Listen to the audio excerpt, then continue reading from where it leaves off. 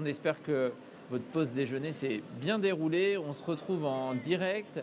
Je le dis pour le public qui nous a rejoint en ce début d'après-midi, vous avez une tablette à proximité du plateau de télé sur votre droite. Si vous avez des questions à soumettre à nos différents invités tout au long de l'après-midi, vous pouvez également nous poser des questions en direct sur les réseaux sociaux. Et pour ouvrir cet après-midi, j'ai pas deux, non pas trois, mais quatre invités. Je vais commencer, je pense, par le plus jeune, Valentin Ouvrard. Tu es étudiant en première année au lycée Alain d'Alençon en BTS électrotechnique. Pour t'accompagner, j'ai Nathalie Coutab qui est enseignante dans ce BTS, enseignante de... Physique appliquée à l'électricité. D'accord, parfait. Toutes les sciences physiques. D'accord. Je crois que je n'aurais pas excellé dans votre domaine. Et j'ai deux invités professionnels qui nous viennent de la Compagnie des fromages, ancienne, c'est ça, le nouveau nom, à passer à proximité d'Alençon. Donc Michel Lancioni, responsable, et Maxime Ramet qui est chef d'équipe. On reparlera aussi de la Compagnie des fromages tout à l'heure. Question qui est toujours la même pour commencer avec mes invités. Vous vouliez faire quoi quand vous étiez petit?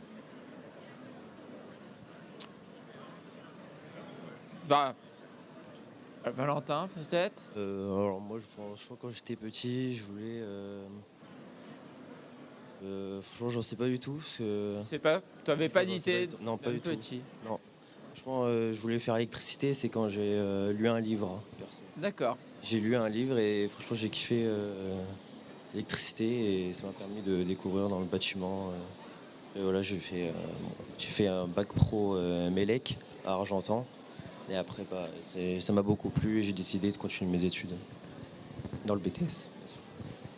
Alors Nathalie, est-ce que vous rêviez d'être enseignante ou professeur? Moi, j'ai voulu faire à peu près tous les métiers qui existent. D'accord. Donc, tous les ans, je changeais. D'accord. Puis je suis arrivée dans l'enseignement. C'était un choix. Et là, vous changiez d'élève tous les ans? Presque. Presque. Alors pour moi, c'était... Oui, j'ai toujours voulu travailler, alors pas forcément dans l'industrie, mais la robotique, l'automatisme, c'est toujours quelque chose qui m'a intéressé. Aujourd'hui, je fais de la maintenance, donc c'est plus large que ça, mais ça fait partie aussi de mon métier. Donc c'est quelque chose, quand j'étais jeune, qui m'a donné envie de partir là-dessus, quoi. Moi, à peu près pareil. Je dirais tout ce qui touchait l'électricité, essentiellement, la mécanique et puis l'automatisme. Et voilà, on est parti là-dedans. Pas forcément la filière maintenance, mais tombé dans la maintenance et oui, je me suis éclaté pendant toutes ces années. Au fil de l'eau. Alors justement, tu le disais, Valentin, c'est un livre qui t'a donné envie en fait de venir dans l'électricité. C'était quoi? C'était un livre, c'était un roman, c'était une BD ou... Non, c'est juste un roman. Un roman, donc je sais plus c'est quoi le nom du livre, mais je sais que ça parlait d'un jeune qui avait des pouvoirs. Et ce pouvoir, c'était l'électricité. Et après, il savait pas si en fait il y avait d'autres personnes comme lui. Et après, il découvrait qu'il y avait d'autres personnes comme lui. Et après, l'histoire, il y avait des problématiques. Genre, il y avait sa mère qui était enlevée. Et après, ils ont découvert pour récupérer sa mère, tout ça, vu qu'elle s'est fait enlever et tout comme ça. Et alors, tu t'es découvert des super pouvoirs depuis que tu es dans l'électricité? Non, mais en vrai, j'aimerais bien avoir ce pouvoir-là, en vrai. Et alors, le BTS, c'est une suite logique pour toi? Le BTS électrotechnique, c'était une suite logique. Pourquoi ce BTS-là? J'ai fait BTS électrotechnique parce que je savais que déjà l'électricité, ça me plaît. Et ça ouvre beaucoup de portes. Donc, par exemple, il y a BTS électrotechnique et il y a le BTS électronique. BTS maintenance, pardon. Et dans le BTS maintenance, en fait, il y a vraiment que maintenance et BTS électrotechnique, donc on peut faire aussi de la maintenance.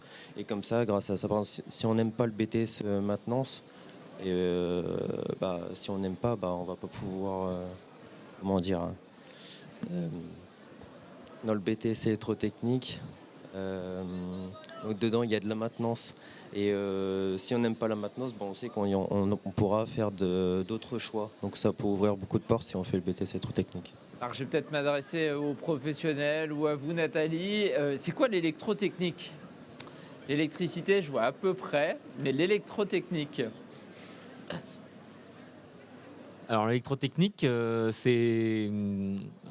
je vais vous dire ça? Pour l'industrie en tout cas, vous voyez tout notre éclairage aujourd'hui là. On a des tableaux généraux des tableaux généraux même d'ailleurs, pour alimenter tout ça. En fait, c'est savoir dépanner, brancher, voilà tout ce qui touche au tableau d'alimentation d'énergie. Vous auriez peut-être dû faire la première table ronde de la journée du coup. Peut-être que vous auriez pu être d'une grande aide à un instant T. D'accord, c'est de la maintenance uniquement? Ça peut être de l'installation ou... Ça peut être les deux. Parce que en fait, c'est aussi ce qui est bien, je pense que ce qu'il voulait dire Valentin, c'est que en faisant un BTS électrotechnique, ça lui laisse un large choix d'opportunités en fait en termes de profession. Il peut aussi bien être électricien, installateur ou faire de la maintenance, effectivement, comme il disait, et être amené à faire des dépannages ou ce genre de choses, quoi. Et donc, plus Nathalie, là, peut-être sur à quoi vous faites attention quand vous sélectionnez un élève qui arrive en BTS électrotechnique? C'est quoi les matières où je dois plus ou moins performer? Alors, je dirais que la première chose dont on fait attention, c'est la curiosité. Il faut que l'élève ait envie d'apprendre. Et après, tout se passera bien. Bon, il faut quand même qu'il ait une appétence pour les sciences, un bagage mathématique. Mais c'est vraiment l'envie d'apprendre. Quelqu'un qui est motivé, il arrivera toujours à évoluer et à progresser. Si j'ai quelques problèmes avec la physique, est-ce que c'est Je suis là. D'accord. Ça ne sera pas éliminatoire. Non, parce qu'en fait, on reprend toutes les bases. On a un public qui est très varié, donc on reprend les bases de la physique. On avance à un rythme qui est cohérent. On laisse la chance à tout le monde, à tous les profils. Bac pro, bac STI 2D, bac d'enseignement général. On a vraiment des profils très variés. Et des élèves qui n'ont pas fait beaucoup de physique s'en sortent très bien. Donc on va aussi bien avoir des bacs pro, éventuellement électricité, peut-être que des... Oui, on va avoir... En lycée général, par exemple. Voilà, on va avoir des spécialistes comme de non-spécialistes. Des gens qui sont en reconversion, des élèves qui ont fait du droit, sciences et vie de la Terre et qui viennent passer à l'électrotechnique. Alors, je vais peut-être m'adresser aux spécialistes ou aux futurs spécialistes. Vous nous avez ramené un objet qui représente votre formation. Alors, quel est cet objet? Je vois qu'il a un câble RJ45 en tout cas. Donc là, on a un automate programmable et juste à côté, c'est le pupitre. Donc grâce à ça, donc l'automate programmable. Donc au-dessus, on a un câble RJ45. Donc on programme cet appareil et grâce à cet appareil, ça permet de faire plein de choses. Juste faut le programmer, c'est tout. Alors plein de choses comme quoi? Alors ça... Tu peux demander de l'aide sur ta droite sinon. En fait, l'automate, c'est un peu le cerveau de notre machine. En fait, on va lui rentrer un programme tout simplement. Et ça va nous permettre de faire des mouvements, de faire évoluer notre machine. En fait, c'est le cerveau de la machine. C'est ce qui nous permet de dire tel capteur, quand je l'ai, je fais tel mouvement. Tel capteur, quand je l'ai, je fais tel mouvement. C'est ça. Voilà. C'est ça qui permet de mettre le fromage dans la boîte. Oui, en partie. Pas que ça, mais effectivement, si j'ai pas ça, je peux pas mettre le fromage dans la boîte. Ou à la main, mais ça va être beaucoup plus lent. Ça perd un peu de son sens du coup. Ça marche. C'est une formation en alternance parfois ou c'est uniquement formation continue? Le BTS. En tout cas au lycée Alain. Au lycée Alain, ce sont uniquement des apprentis, mais on accepte aussi la formation continue. D'accord. Il n'y a pas de statut étudiant. D'accord. Donc Valentin, toi, tu es en apprentissage? En alternance, ouais. Et alors, est-ce que par hasard, tu serais pas à la compagnie des fromages? Non, pas moi, du je tout. suis Inerscience. Il y aurait une question, me dites, non? On voit un petit peu sur l'écran, un petit peu à quoi ressemble votre journée de cours.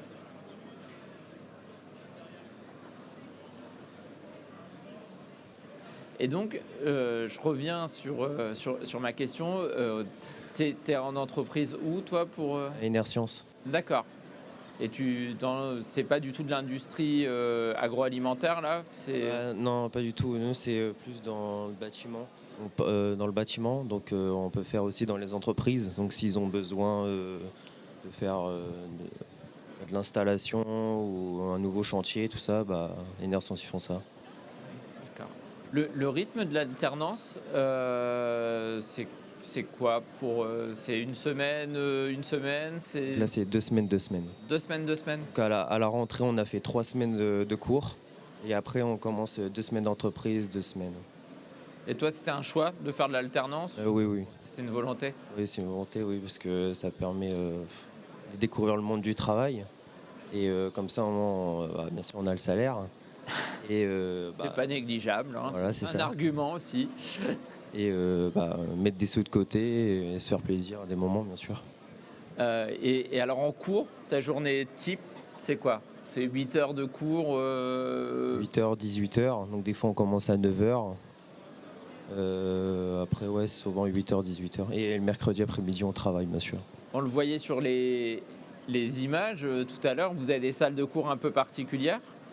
Il n'y a pas que des tables et des chaises apparemment? Ah non, du tout. Même les salles de cours peuvent être aussi spéciales, avec des logiciels de dessin, de planification, dessin de schéma électrique, planification des différentes opérations. Et puis des ateliers où on a des systèmes réels qui ont été faits par d'anciens élèves de BTS sur lesquels on travaille. Ce sont des systèmes pédagogiques. D'accord. Et au niveau de la compagnie des fromages, vous accueillez des alternants de ce type de formation? Est-ce que c'est un profil que vous recherchez? Oui, aujourd'hui, une société comme nous, on a 2 alternants niveau BTS qui seront peut-être demain nos futurs employés. C'est aussi l'objectif. Et on a aussi une autre personne en alternance en reprofessionnalisation. Donc ça nous fait 3 personnes En fait, vous avez des anciens élèves de BTS, peut-être, qui sont aujourd'hui devenus des collaborateurs ou... Ah oui. Oui. Oui. Le meilleur exemple, c'est à côté de moi. Il a fait tout un parcours en pro. Et aujourd'hui, il nous a intégrés. Il est chef d'équipe aujourd'hui. Donc Maxime, c'était quoi? C'était un BTS électrotechnique ou... Moi, j'ai fait un bac pro. Pardon, oui. J'ai fait un bac pro maintenance industrielle. D'accord. Un BTS maintenance industrielle qui aujourd'hui n'existe plus, enfin plus dans l'état en tout cas. Mais moi j'ai fait toute ma scolarité en fait en alternance en maintenance industrielle. D'accord. Et avec l'objectif d'intégrer l'entreprise où vous étiez en alternance, ou c'est le hasard en fait, ou l'opportunité? Oui, alors après l'objectif à la base c'est toujours ça effectivement, de vouloir intégrer l'entreprise dans laquelle on est. Quand on a passé 5 ans dans cette entreprise-là, on a forcément acquis des choses, une aisance, une connaissance sur le terrain qui aide. Après, c'est pas pour autant que ça se fait ou qu'on n'a pas envie aussi de voir autre chose, une autre façon de travailler. Voilà. Alors j'ai des questions clichés. Attention, je ne sors pas toujours, mais est-ce que quand on fait un BTS électrotechnique, on a forcément vocation à travailler en usine ou pas? Pas du tout. Pas du tout. C'est le cliché justement de se dire. Oui, justement. En fait, le champ d'action est très vaste. On peut travailler en industrie, on peut travailler sur ce qu'on appelle les chantiers où on est sur le terrain, et on peut travailler aussi en bureau d'études. On peut être dans la relation aussi clientèle, c'est très très vaste. D'accord. On peut être aussi dans les services de contrôle, les sociétés de contrôle, d'installation. Donc je pense que chaque apprenti peut trouver la voie qui lui convient le mieux. Mais où il y a de l'énergie, il y a forcément un électrotechnicien. Et les problèmes d'énergie aujourd'hui, peut-être même déjà avant, font qu'il y a un vrai besoin. Est-ce qu'il y a des manques en fait dans la filière? C'est une filière qui est en tension, oui. Beaucoup d'entreprises recherchent des électrotechniciens, effectivement. Et en ce qui concerne l'énergie actuellement, d'autres solutions sont envisageables. L'État essaie de se lancer dans les énergies renouvelables. Il y a une exemple. part justement de l'électrotechnique qui intègre cette dimension d'énergie. On a d'anciens élèves qui sont partis se spécialiser en milieu nucléaire, par exemple, et qui sont sur les centrales de Flamanville ou Chinon. D'accord. Le suivi des élèves après le BTS, c'est quoi? Il y a une part qui rentre en emploi, peut-être après l'apprentissage. C'est des poursuites d'études en licence ou en master derrière? On a eu à peu près tout. On a des élèves qui souhaitent directement intégrer leur entreprise dans laquelle ils sont embauchés. D'autres préfèrent se spécialiser en licence pro et puis avoir un bac plus 3 qui est un diplôme maintenant reconnu, alors que le BTS ne l'est pas internationalement. Et d'autres élèves plus ambitieux partent en école d'ingénieur. Oui, il y a aussi la possibilité après d'aller... Tout à fait. Rien n'est figé.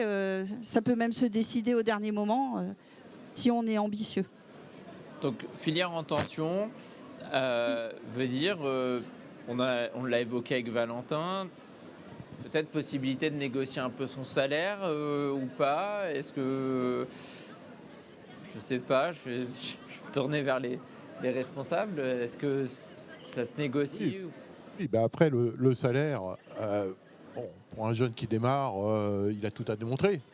Il y a un salaire de base, mais après, l'évolution au sein de l'entreprise, au niveau du grade et au niveau du salaire, c'est par rapport à la compétence, par rapport à la volonté du technicien. Mais il n'y a pas de souci, un technicien qui ne reste jamais figé à son salaire du début 15 ans après. Il n'y a pas d'histoire. Du moment qu'il a des compétences et qu'il montre d'une bonne volonté de grandir, et en plus dans des entreprises comme nous, où notre première volonté, c'est de faire grandir nos personnels, nos techniciens qui sont sans arrêt en formation permanente pour suivre la technologie, ils ont des salaires qui vont avec, oui.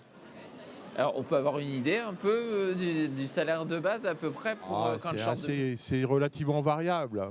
Mais sans vous dire trop de bêtises, je dirais que le minima, c'est 2 000 € et ça peut monter après jusqu'à 2005, 2006, voire après quand on passe à des niveaux supérieurs. Oui. Après, c'est un petit peu aussi suivant les catégories de. Oui, c'est. Oui, souvent, on donne des fourchettes. Et puis, il faut que je sois sûrement en cabinet d'études ou au sein d'une industrie. Les études, suivant l'entreprise, suivant le roulement aussi, puisque nous, on a quand même des techniciens qui travaillent en 3-8 en équipe, donc forcément un petit peu mieux payé qu'un technicien qui est de journée. Justement, 3-8, vous travaillez aussi le week-end ou... Alors, ça nous arrive. Normalement, on est sur un cycle de 5 jours. Donc pour nos techniciens en 3-8. Du lundi matin 2h jusqu'au samedi matin 4 ou 5 heures du matin. Après, on peut avoir, suivant les besoins de production, c'est toujours ça, on peut travailler effectivement le samedi, mais nous, techniciens de maintenance, on peut avoir aussi des samedis, voire des dimanches, lors d'installation de machines, de grosses interventions de maintenance. Il peut arriver qu'on travaille des week-ends, oui. D'accord. Alors, le temps passe très vite, 20 minutes passent très très vite. On va arriver au bout de ces 20 minutes. Je vais laisser la possibilité à l'un d'entre vous de me convaincre de postuler à la rentrée prochaine, enfin d'ici quelques semaines, d'inscrire le BTS sur mes choix Parcoursup. C'est quelqu'un qui veut se lancer. J'essaie de relever le défi. Sachant que mes notes de physique sont pas très bonnes. On aura toujours besoin de l'énergie et on en a de plus en plus besoin. Donc on aura forcément besoin d'électrotechniciens. C'est un métier qui est sans cesse en évolution. Donc à tous les élèves de terminale qui aiment les sciences, ils sont curieux comme je le disais, les portes vous sont ouvertes. On reprend vraiment les bases, quelle que soit la discipline. Donc la physique, c'est pas forcément la physique que vous avez connue au lycée. On est sur une physique appliquée à l'électricité, donc quelque chose de bien plus concret. J'espère que je vous ai convaincu. Parfait. Il y a peut-être des gens qui voulaient ajouter un petit mot. Moi, je rajouterais que c'est quand même un métier dans lequel on peut changer facilement. En fait, aujourd'hui, c'est vrai qu'on fait plus trop des carrières dans le même métier comme on faisait dans le temps. Moi, aujourd'hui, j'ai pu travailler dans l'agroalimentaire, dans le pharmaceutique, dans l'automobile. C'est l'avantage avec ce métier, c'est que je peux changer, entre guillemets, pas du tout, mais quasiment d'environnement et de voir complètement autre chose, d'autres technologies, d'autres façons de travailler. Et c'est, je pense, ce qui fait aussi l'intérêt du métier, quoi. Et ben, ce sera le mot de la fin. Merci à tous les quatre d'être venus parmi Merci à nous. vous. Merci à vous. Et puis pour les gens qui nous regardent, à très vite, d'ici quelques minutes, à 14h30, la prochaine Conf Express en direct ici du Salon des formations supérieures de l'Orne. À tout de suite.